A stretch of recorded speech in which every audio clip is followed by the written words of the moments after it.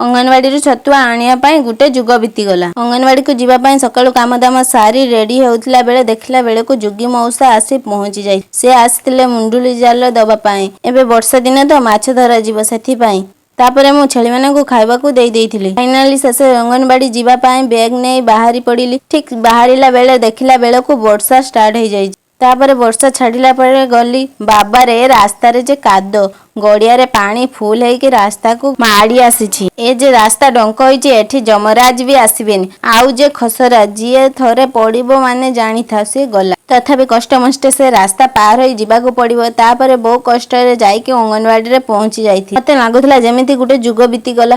तापरे अंगनवाड़ी जाइकी देखिला बेले को गुटे ट्रे अंडा रखा जाइछि। मु मने मने खुशी हे गली। देखिला बेले को 12टा देले। तापरे मन दुख रे छतुआ सुजी पकेट अंडा को ने घर को पळी आस्थिली। सर एतिकी कहबी श्रीकृष्ण कहिछन जे आज तुमे दुख रे अछ किंतु एही दुख चिरस्थायी नुहे। समय परिवर्तित हुए एवं सेथि पाई धैर्य और भरोसा रख। रहिली। जय जगन्नाथ।